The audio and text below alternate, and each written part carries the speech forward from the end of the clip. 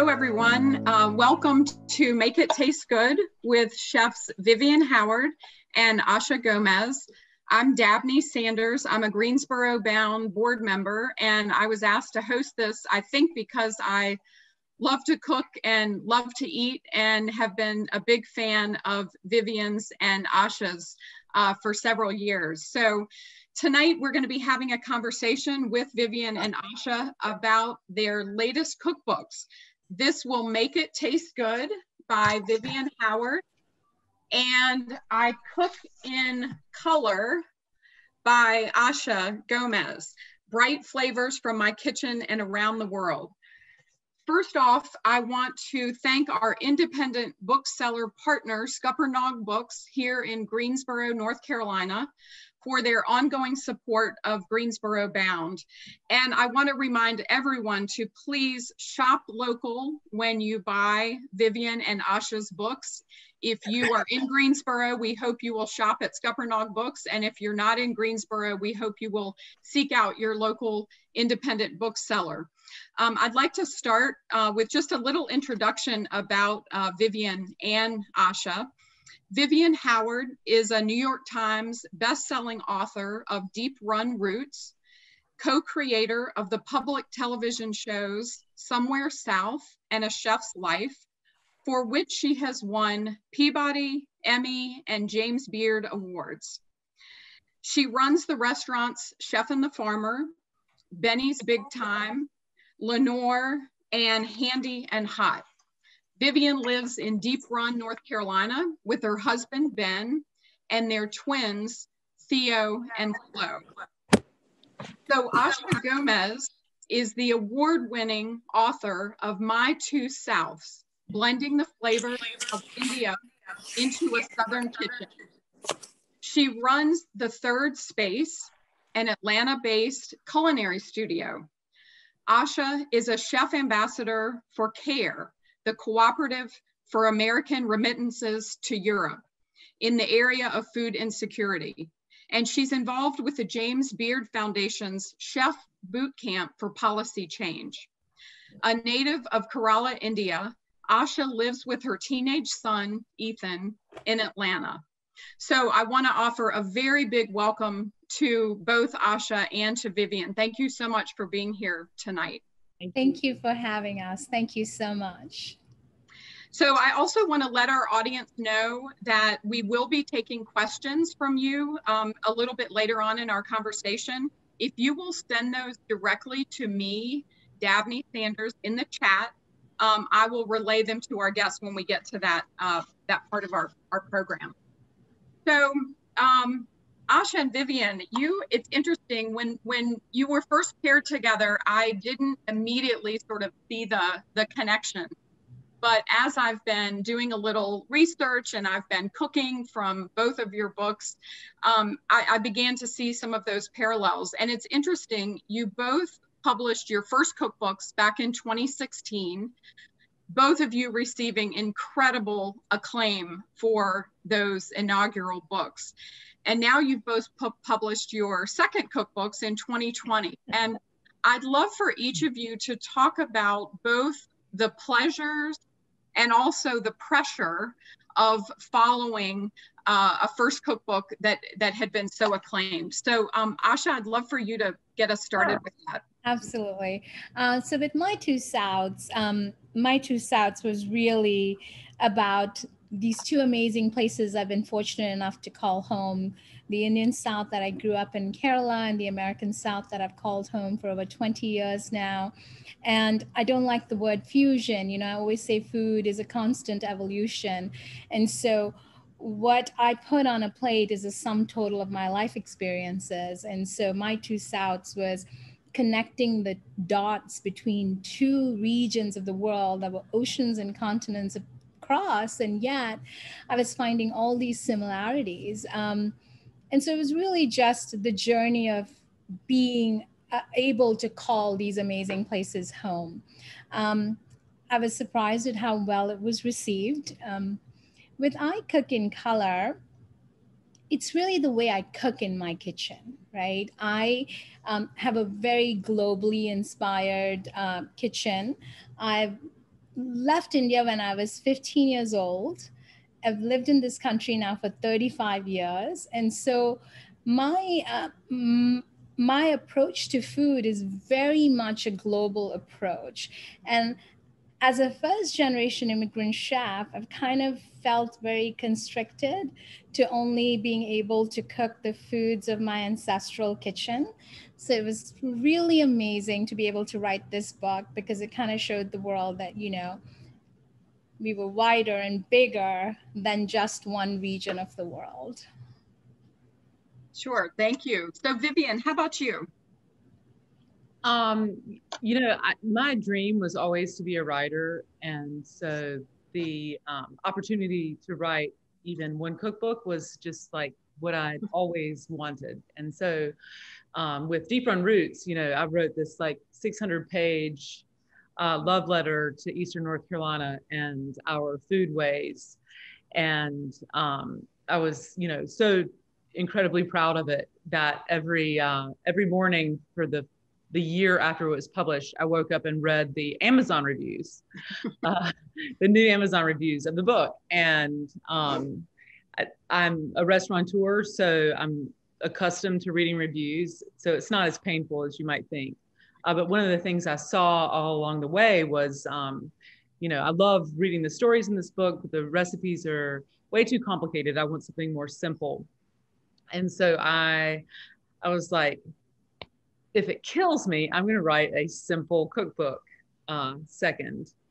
And so I started doing that. I made all my chapters and recipes, like basically wrote a proposal. And at the end, and I started testing recipes, and it was just so boring. Everything tasted good, but there was none of me in it. And the last chapter in this simple cookbook was called "This Will Make It Taste Good." And it was, that chapter was full of all of these, flavor heroes or condiments that I have come to rely on over the years, first in my restaurant kitchen and then in my home kitchen. And that chapter was all about like, so if you want to make recipe on 245, tastes really great, make this. And so at some point I just said, you know what, I'm going to try and turn this whole thing on its head and write a book about what I really want to write about, which is the way that I cook at home. And I love to hear Asha say that this is, her book is the same. I think with your first book, as someone who has the opportunity to write a cookbook, it's like you do the thing that everyone expects you to do. Absolutely. Obviously what I was going to do was write, an ode to Eastern North Carolina, but it's not really, I don't stew collard greens for 3 hours at home. I put things together quickly, but I do like hinge on things that I have learned to do in my restaurants to make that happen. So that's what this is about. And writing this book was the most joyful, creative endeavor of my life so far. Well, that's great to hear. And I think it's so appropriate for these times when people are cooking from home more than they ever have. What I loved about both of your books was the guidance that you provide, and also sort of the flexibility of encouraging people to feel comfortable using the recipes as a framework, but then knowing that you might have to make substitutions. And I think both of your books really lead the reader in that direction of feeling comfortable with that. And I know that's something that I've been relying on certainly over the last 6 months or so. So very timely on both of your parts. Vivian, you mentioned reading reviews. That was actually one thing I was sort of curious about because Asha, I was first introduced to your book, My Two Souths, with Food 52's Piglet contest, which I love. I look forward to that every year, I have to say. And I was kind of going back to you, and My Two Souths won the competition in 2017. And as I was looking back, of course, there were wonderful things said about the book, and there were some criticisms as well in that whole process. And I wonder, do you also read reviews, and how do you sort of deal with that and respond to that? I think you can't help but read the reviews. So I think that it was such a learning process for me. It was my first cookbook. I had a tremendous writer on board with me who kind of guided me through the process of writing the book. I'm a home cook and a chef. I'm not a writer. I can articulate my story really well, but it was nice to have Martha to kind of take my vision, take my story, and lay it out on paper for me. So that made the process easier. You can't help but read the reviews. So from all the negativity that did come from that, I think I wrote a better book the next time, because I paid attention to things that maybe as a first-time cookbook writer, I did not pay attention to. And so these recipes in I Cook in Color, like I tested and retested in my kitchen so many times, really keeping the home cook in mind. And I took myself out as a restaurant chef and wrote this cookbook as a home cook, because I wanted it to be really simplified for people that were experimenting with new flavors, new cuisines from around the world. So it was a learning process, but I really enjoyed writing my second book a lot more than I did my first book. Me too, Asha. Yes, it was like when you said it was such a joyful experience, I'm like, this is probably my best work yet too, Vivian. So I completely can relate to that. It's just like, more, like the first time, yes. For me, I was just fixated on writing it, and I turned it in and I'm like, done. Yeah. No, there's this whole other part, Yes. designer, photographer. And so I was, blitzed out at that point. I didn't understand what the rest of it meant, but this time I had a really distinct idea for and it's the book I wanted to write, right? Because this is how I cook it. I'm not eating curry chicken every day. I've been making a marinara sauce in my kitchen for 20 years. So this was really, I would say it was such a love letter to my son and my friends and my family and everybody that's inspired me with the way I cook today. So it's literally my love letter to the world. So thank you for bringing me into your kitchens through this cookbook. Yes. So Vivian, you mentioned a little bit about the design. That was the other thing I was really struck by both of your books. Asha, your book titled I Cook in Color, and such a beautiful, beautiful book, and the photography is gorgeous. And Vivian, the same for yours. This Will Make It Taste Good. It was really, the designs of both of your books were really striking. And I'm curious if you could talk a little bit about that process. I don't know that, and just like you mentioned, you thought when you sent the manuscript in, you were sort of done and you had all this other process to go through. Can you tell us a little bit about that process? I'd love to, because yeah, no, I mean, that's what I like from the first experience writing Deep Run Roots. I thought I was just writing the book and that was it. And so when all the, choose a designer, choose like a photographer, what do you want your color palette to be? What you want this to look like out in the world beyond the words? I didn't even know what any of that meant. But I learned it through my first book, but really reactionary. I just did kind of what I was not told to do. I just didn't have any opinions. Yeah. And so this time around, I knew okay, this is what I want the book to feel like. This is what I want it to look like. And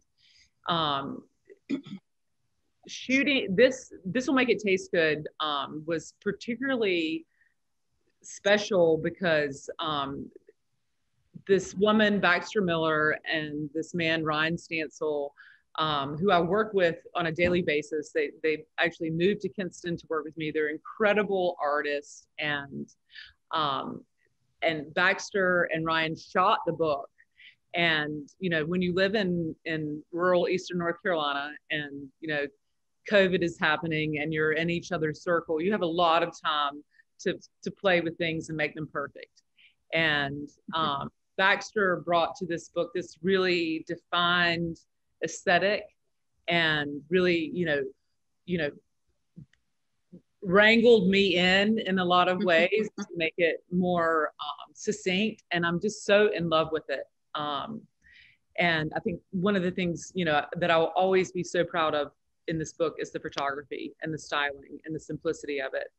And, you know, I actually, with shooting, I made every recipe for every photo shoot and styled it. You know, we were this 3-person team, and they're standing here right now. They set up my computer. And then we had this amazing designer, Laura Palese, and I think, you know, the designer for Deep Run Roots was also amazing, and he fit that particular project. But Laura brought to this exactly what I needed. And I think it's just been an interesting lesson in, you know, a lot of people do their jobs really well, but there are different people who are better for different jobs. Or no, yeah. I can relate to a lot of what Vivian's saying with the second book. With the first one, I was kind of a deer caught in headlights, right? Everything was new. The process was new. I didn't have much of an opinion. And for this book, I had a very defined construct of what I knew I wanted this book to look like. And so I think my confidence, you know, from the first book to the second book, of being able to relay my thoughts to whether it was my photographer, my prop stylist, or my design team at the publishing house, was very defined, because I was not, first of all, I was not afraid to say, well, this is what I want this book to look like. I did the styling myself because I really wanted to present the food the way I normally present it. I'm not a plated kind of chef. I love one pot cooking, bringing, you know, things out in the pans that they were roasted in. And so I knew the aesthetic that I wanted for the book, and I stuck to my guns, and they actually let me, the publishing house let me have a lot of creative control this time around, I think, because even they realized that my voice had gotten a little bit more, I had more command of what it was I wanted. So I'm really thrilled about the cover, because they let me decide what the cover could be, and, you know, they gave a thumbs up on it. So it was a really joyful process, all in all. Great, thank you both for sharing that. Asha, you mentioned your son Ethan, and he features so prominently in the book. And I know, Vivian, you talk a lot about your family in your book as well. And so I'd like to just hear from each of you. Maybe Asha, you can go first, just about Ethan and how he has inspired you with your work. So, you know, I travel a lot with my kid. He's my travel buddy, and he's 15 now. So he's tremendous travel partner. So we travel a couple places over the world every year. But there are places we can't go to. There are places that we can't get ourselves to. And for me, my kitchen is such a place of education for my kid. I'm able to really teach him about another culture, another cuisine, another people through a particular dish that I may be researching or I'm interested in making. And so for me, I Cook in Color in many ways was about bringing the world just a little bit closer together, and creating that sense of, you know, cooking without borders, right? Not feeling confined to. It's such a sensitive issue when you talk about appropriation, but I honestly feel that I think you can have reverence for where a dish comes from, and you can absolutely respect it. But I don't think there's place for that word in cuisine, because we wouldn't have the cuisine that we have today if the world wasn't just inspired by each other. if we didn't take from all the influences that we have from all around us, and especially here in the US, where you have every culture in the world that's here, and yet if you're made to feel restricted of this is mine and that is yours, the American table is never going to be complete, right? This belongs to all of us, and food should be universal and it should belong to all of us. And I don't think anyone can claim things when it comes to putting food on the table.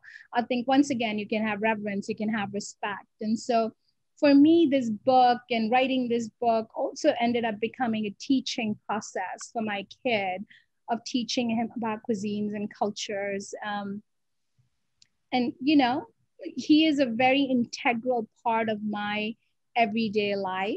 He is literally around all the time.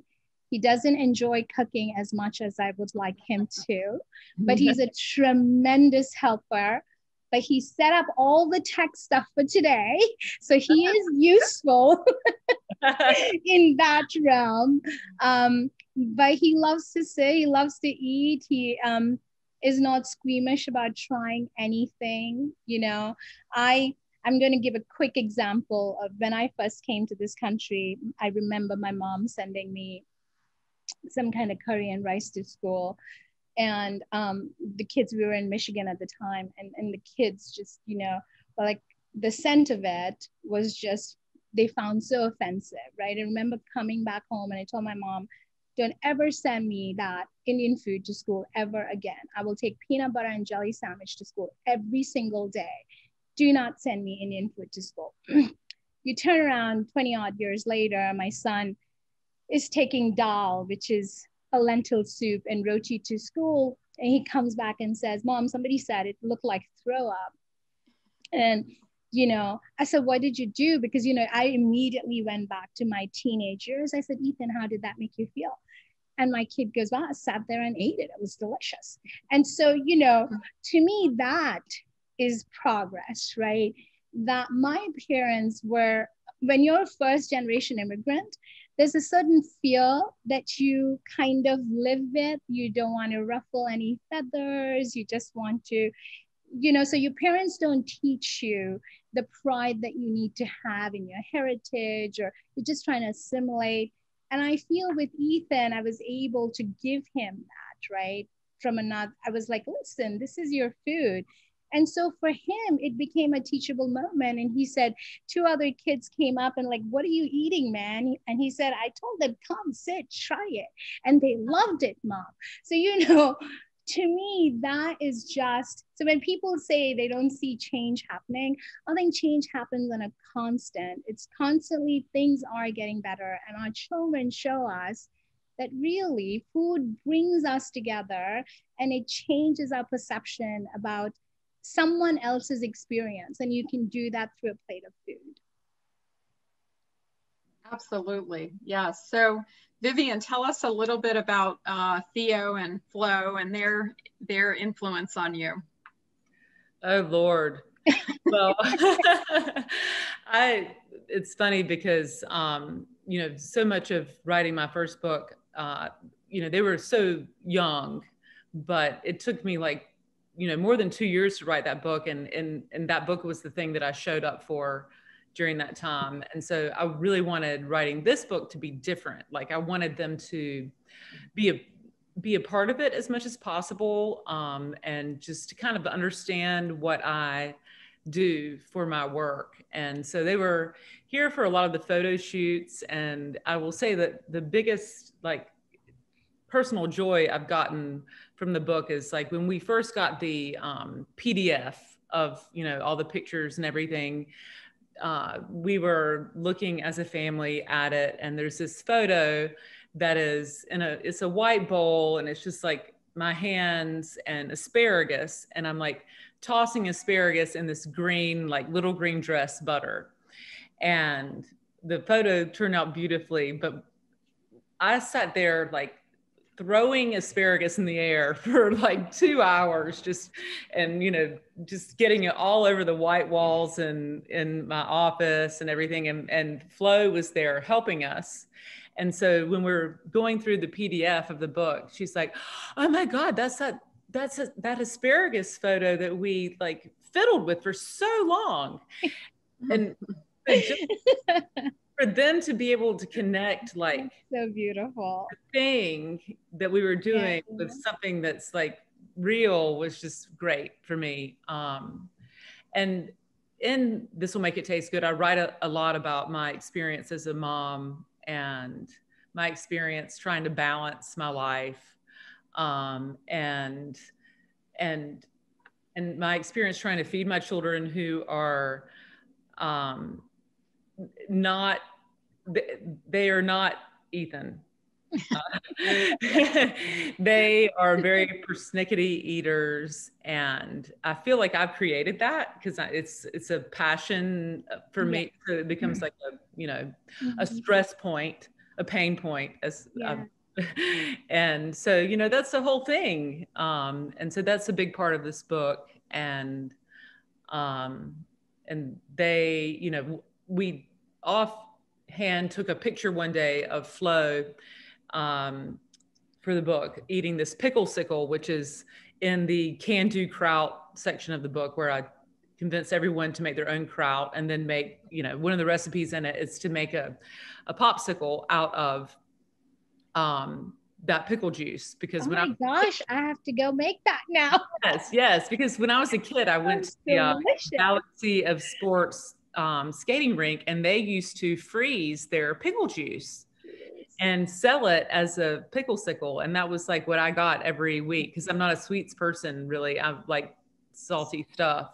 And so we recreated this, and we happened to take a picture of Flo eating the pickle sickle. And Theo, from that day on, was like, what is my photo in the book going to be? So their twins are so competitive with each other. How old are they now, Vivian? They're 9. Aww. They're 9. And last night we did this Facebook. We did a book event like this, but it was a cooking demo. And I was doing the can-do kraut section, the can-do kraut chapter. And my children have made kraut with me a number of times. And so I thought, oh, this will be fun. We can do this together.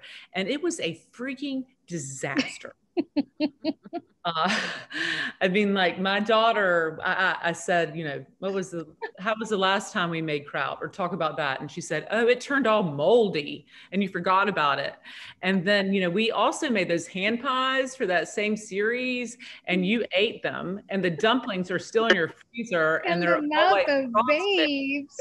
And I'm like, oh my God, I hate live anything. But yeah. They factor in a lot. Just to answer your question, the children. So I just want to remind everybody listening in and watching that we are going to take questions. I'm seeing a couple of questions in the chat, but please bring those along. I've got 1 or 2 other things I'm going to ask, and then I'll get to those. So we'd love to see your questions for both Asha and for Vivian. Vivian, you talk about sort of the struggles of balancing family life and being a chef, and Asha, you've had that same experience. I wonder if you could talk just a little bit about the third space. Absolutely. So I'm not a classically trained chef. I grew up in my mother's kitchen. I kind of fell upon the food world about a decade ago, and the food world has been very kind to me. But what I realized is that I'd never been in a commercial kitchen before I opened my restaurant. 4 years into it, I literally lost my joy of wanting to be in the kitchen. The stressors were just so immense, whether it was financially, just in every way possible. It was not what I was prepared for, and I didn't enjoy cooking anymore. So I knew that that was not the realm for me personally, per se, and I never got to see my kid. And so I created a space that made sense for me, where I was still able to cook. So I created this space called the third space. I built my dream kitchen. It has no definition of what it is. It's not a restaurant. We kind of have licenses that allow us to do a lot of things in this space, but it really allows me the freedom to love cooking again. because I'm not confined to opening my doors every single day. It's by reservation only. I do one a week that's open to the public. Outside of that, most of our dinners are private dinners. I do a lot of corporate events, but it's also a space where I film a lot. It's literally a culinary kitchen, right? I built a space that I love being in, where I wasn't constantly looking at the door to see who's walking.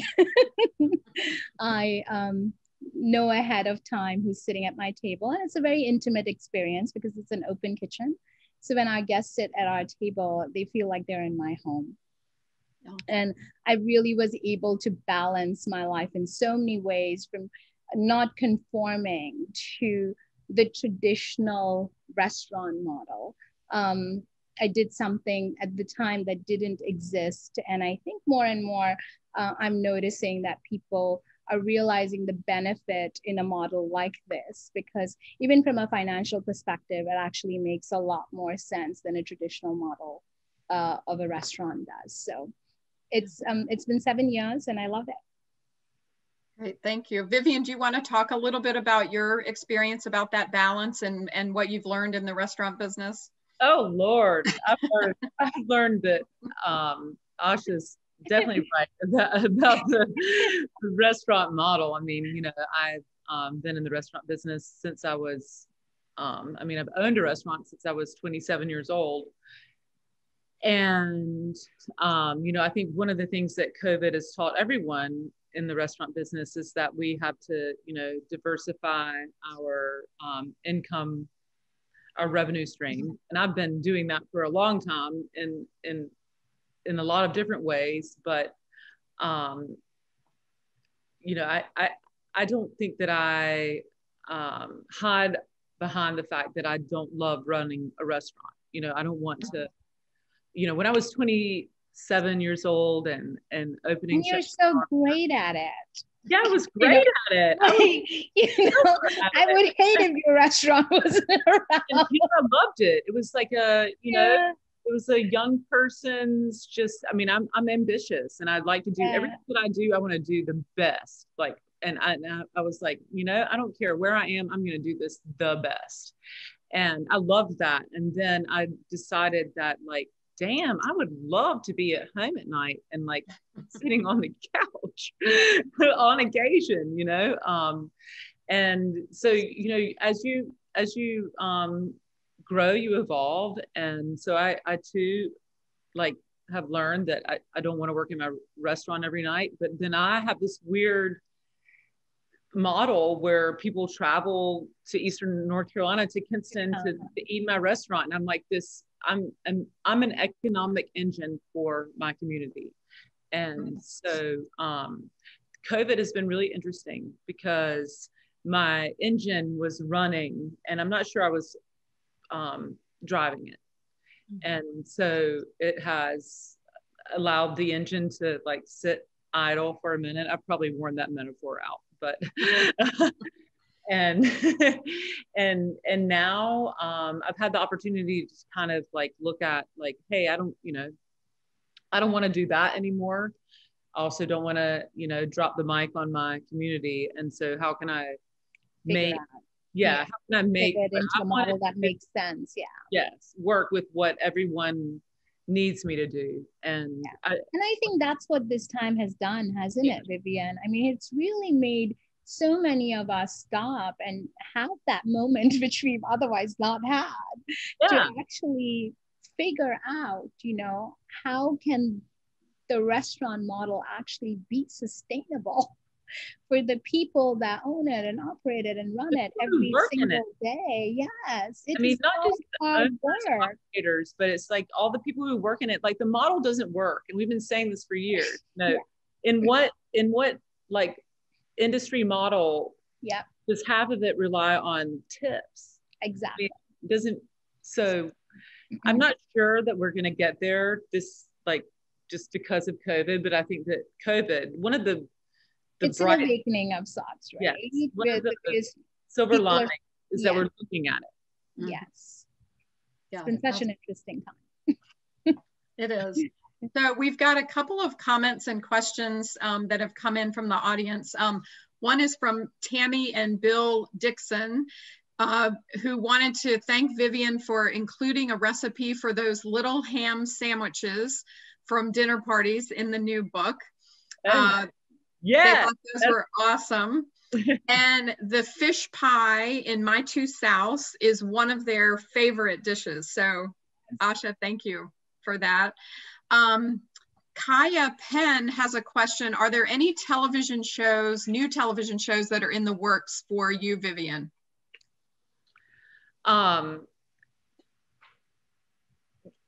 Yes and no. Again, like, because of COVID, I've had the opportunity to kind of like look at, what is that I want to do in the television space, and do I want to do anything in the television space? Do I even like being on TV? I know that it's a gift, and it's given me the opportunity to, write these books, which was the dream that I always had.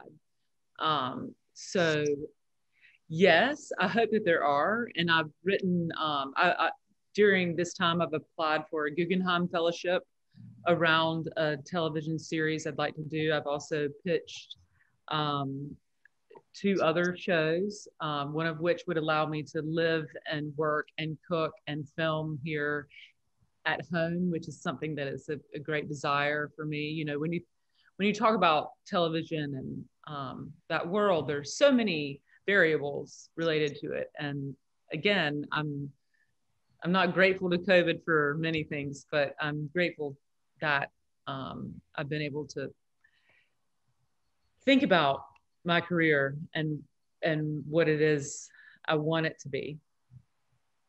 Asha, have you ever thought about television? No. I love watching Vivian though.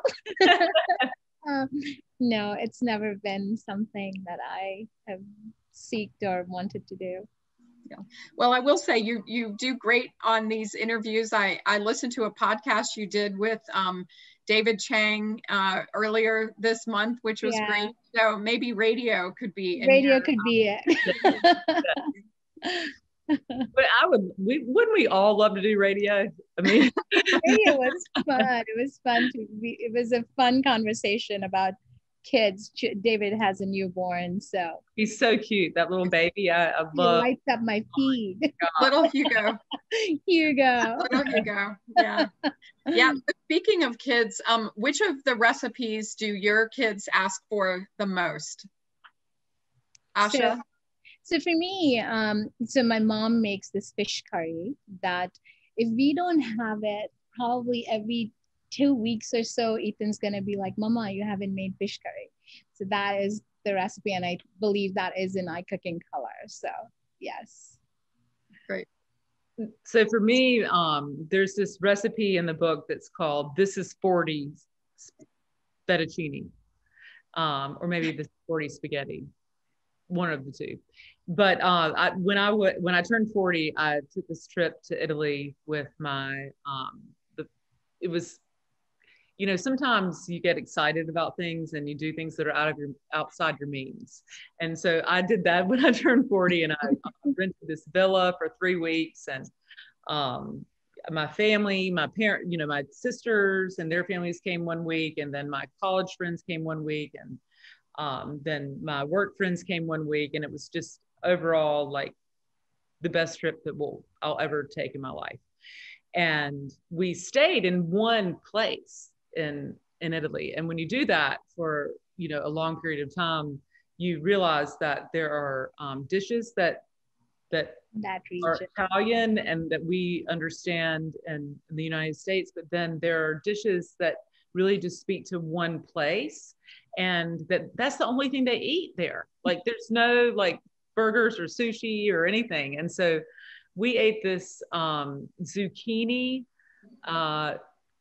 this like fried zucchini Parmesan spaghetti like 3 times a week while we were there. My daughter like fell in love with zucchini pasta, is what she calls it. And so I have adapted that recipe to include like pureed spinach in the sauce, and the condiment that chapter is about is called herbaceous, which is like basil and garlic, like kind of pureed. And so we make that in our house at least once every 2 weeks. And although it's called This is 40 Spaghetti, it's really Flo's dinner. That's great. Sounds delicious. So Asha, we've had somebody ask if you could talk a little bit more about your floral arranging. So I just, you know, I Don't love. want to know about mine? I'm sorry. I've always had a passion for flowers. I've always loved arranging flowers, and we have a little market space at the third space. And so this year, during COVID, being shut down, I found myself having to figure out where am I going to get my flowers from. So I actually ended up having to get florals from Holland and California, like shipping directly from farms to my house because I couldn't do without the florals around my house. Well, that has now led to me actually having a flower shop at the third space. Because I learned so much through that process of how to source, and I've always enjoyed it, and it's been such a joyful thing to walk into third space every morning, and it's just full of flowers. Like, I don't know, just pure joy. So I want to be you when I grow up. God. I think it's just I'm pretty sure we're the same age. So. Something that I've always loved and now has become part of work. And, you know, I always say work. I heard this years ago. Khalil Gibran wrote, you know, work should be love made visible. And if you can manage to find that, then you're going to lead a pretty happy life, right? Because so much of our lives revolve around work. And so for me, every day is an effort to constantly make sure that my work is love made visible. And so I think adding the florals is just enhance that just a little bit more. I'm all about it. Yeah. So Steve Collier would like to know what pickle juice is best for the pickle sickles. I would like to know that too. Okay, so the way that this book is organized is that every chapter is about a flavor hero, like a condiment that I make, and then incorporate into a number of dishes. And I know that Asha can like relate to this because Indian cooking is all about like, you know, cooking with condiments. And yes. And you have this thing that takes a little bit of time to make, and then you incorporate it into a number of things that are like take no time. So that chapter with the pickle sickles is about making kraut, like sauerkraut. And so the chapter is literally called Can Do Kraut. And there's a portrait, you can see, there's a portrait of me in the front at the beginning of the chapter where I'm like, you know, Rosie the Riveter, and with a jar of kraut right here, encouraging you to make kraut. I mean, it's a really creative cookbook. I encourage y'all to check it out. And so the pickle juice is that from making kraut. Wow, nice. Great. I'll be making kraut soon, Vivian. Please. I'll be looking for the picture. Yes, we should. Oh yeah, and I've been looking for the, I don't know if you all can see there it is. Yeah. I love it. That's one of my favorite parts of this book, you know, like because I've had this TV show, like, you know, part of me having a cookbook is like, you know, they're like, my publisher says, you know, you have to be, images of you have to be in the book. And like what I really didn't want for this book was to just have images of me, you know, like passing some food across the table to my children in a styled shoot that they didn't want to be at. And so I wanted, the idea for this book is so particular and distinct that I wanted every picture in the book to contribute to the narrative of the book. So there are 10 chapters They're all about these different flavor heroes. Each chapter is one flavor hero. And in the portrait, I literally personify and dress like the flavor hero. So that was Can-Do Kraut. There's one where I am Little Green Dress, and I have on a black dress with a parsley belt. That's like one of the most fun parts of it. But I think also another way to make every page count and tell the story of the book. Yeah. I think for me, with I Cook in Color, it was so freeing to not be constricted to just cook the food of my ancestral kitchen that I left some 30 odd years ago. You know, as a immigrant chef, you know, if someone's asking me for a recipe, it's probably going to be a curry chicken or, you know, something that's Indian inspired. And so I'm hoping that we kind of break those stereotypes and realize that chefs who have been here for 35 odd years, you know, are beyond just their mothers and their grandmothers' kitchens, and that we do have diverse palates, and we do bring the influences of the global world into our kitchen. And that was what was exciting about this book for me, is just kind of breaking that norm of being so constricted for so long on what I was told I could cook and present. You're cooking from an American palate, and yes, and so am I. Yes. So one of the surprises to me, Vivian, in your book was the quirky furky seasoning, and I've used that traditional Japanese seasoning quite a bit. I have it in my pantry, but I was so excited because it's kind of like the first time you ever make your own curry powder, for example. You realize how incredibly different it is when you make it yourself rather than buying that curry powder off the shelf. And I felt the same way about your quirky furky. I had everything in my pantry for that, except for the salt and vinegar potato chips. And so I had to pop up to my local market and get a bag of those. And I made that sauce, and I made that seasoning mix and did it with some salmon and some rice and pickled cucumbers. It was so delicious. And the next night I made ASHA's whole roasted cauliflower, which is just this beautiful, beautiful whole cauliflower that you brine overnight and then boil it for about 10 minutes and then bake it in the oven with a glaze Yogurt. of yogurt. Yes. And then a seasoning mix of poppy seeds and white and black sesame seeds and kosher salt. And it was both gorgeous and delicious. But it struck me that I thought, wow, next time I do this, I'm going to actually use Vivian's quirky furky as the topping for that. So I, as I said, I found all these similarities in your books, and I think that's just a real treat for us.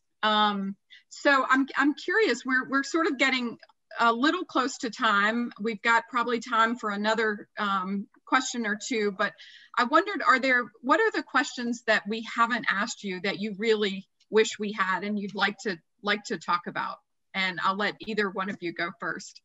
Well, I'd like to speak to the quirky furky, which you just brought up. You know, I think if people are at home and they don't have a book, they're like, what in the hell are you talking about? But so one of the chapters is all about this kind of my version of furikake, which is a Japanese rice seasoning. And, you know, to say that furikake is important in Japanese culture is to say that it's like the equivalent of ketchup here. You know, they put it on so many things. And, you know, I wrote this book, I wrote that chapter in, you know, maybe August of last year, and made sure that, you know, part of what Asha is talking about is, you know, we are expected to only cook this one type of food. And anything outside of that, you know, that arena is considered, out of our wheelhouse or perhaps appropriation. But, I wanted to make it clear in this book that, I don't live in a bubble.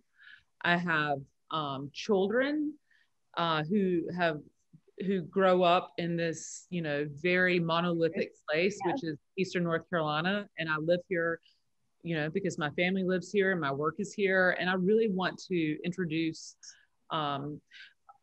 other people and other cultures to them. And one of the only ways I know how to do that is food. To the kitchen. Yeah. And so, a crunchy, sea speaking, sesame, influence. Just pure delicious. Yeah, deliciousness, like condiment is something that, we use. Put it on rice and you don't need anything else. Right. And my quirky addition to it has been crushed up salt and vinegar potato chips because they had acid and additional texture. Yeah. And so I wanted to, in this book, hopefully with this chapter, show that like I want to cook other things. I study other cultures' foods. I respect and value them, and I want my children to start to be at least curious about other cultures and other people and other food ways. And the way that I do it is through food. And this chapter in the book almost got taken out because they're like, you can't write this. And I don't think that pushes us along any at all. It really doesn't. And I love that you said that. And for me, what I want to say is, to everyone listening, we are so constricted. Like I go to the farmer's market and I'll see my fellow Americans. Let's say we are on the aisle that has the starchy potatoes, and I'll see my fellow Americans just going toward, the Yukon Golds, the red bliss potatoes. Meanwhile, right across there are yams from across the world. There's yucca, and we tend to be afraid. So every time you go to the market, if you see an ingredient you're not familiar with, pick one thing up that you're not familiar with and learn how to make that one thing. We have access to so much. It's not difficult. Whether it's a fruit or a vegetable, pick something you're not familiar with and bring it into your kitchen and bring it into your world. And I think your plate will be that much richer for it. And your life will be that much richer for it. Yeah, you'll learn something. Yes. God forbid. Yes. And so I think both our books are kind of a vessel toward, enabling people to do that with a little bit of gumption and saying, well, I have something that someone has tried, they've tested this out, and we have recipes that are based on the multicultural influences that we have right here in America. You don't really always have to even step outside of these borders because we are we get so jaded with what's happening around us, but really, truly, it's one of the most beautiful places to be. To have this many diverse cultures in one land. And for the most part, it is a peaceful coexistence. It's a beautiful place to be. And if we can't take from each other what we bring to the table, it would be such a waste. Amen. Yes, I agree. So nicely said, Asha. Thank you so much. And this has been a fantastic conversation. I just feel like we're sitting right there in your kitchen, Vivian, and in your home, Asha. Thank you both so much for being with us tonight. And I also want to thank everyone who was in the audience joining us. We would have loved to have been all together in person and breaking bread together, but we're so happy that we have been able to continue to bring readers and authors and books together. And we do this 100% free for the community. So for folks that are here in the audience tonight, if you're passionate about books or reading or writing or food, which I think we all are on this call, you're a part of helping make Greensboro Bound possible. And there are a couple of things that you can do to allow us to continue doing these things to serve our community. First, we'd love for everyone to stay in touch. If you're not already doing so, you can follow us at Greensboro Bound on Instagram, Facebook, and Twitter. You can sign up for our mailing list so that you're among the first people to hear about our events. And in case, you can also subscribe to our YouTube channel so you're notified when we upload new videos. We've had a wonderful crowd listening live tonight, but then of course we'll post this on our website so that others that couldn't make it tonight will have a chance to enjoy the conversation later. Second, you can certainly make a donation to Greensboro Bound. You can go to the website, www.greensborobound.com, and you click the red heart in the center of the page to donate right there. A gift of any size really makes a big difference in helping support our mission and enabling us to continue to provide this free programming that educates, delights, and uplifts readers of all ages. So we have an upcoming event. I just want to quickly mention Greensboro Bound and UNCG University Libraries are hosting this next Tuesday, October 27th at 7 p.m. an evening with the National Book Award winner, Layla Lalami. And you do have to pre-register for this, but it is free. So go to the website to register for that. So with that, I'd like to say thank you again, Vivian and Asha, for joining us in this delicious conversation. It's been a real treat and a pleasure for us. Thank you so much, Dabney. Appreciate it. Vivian, when travel's safe again, come see me. Let's cook together. I know. I love talking to you. Thank you. Thank you, Dabney. Take care. Thank you. Yes. Thank you. So, bye, everyone. Good night, everyone.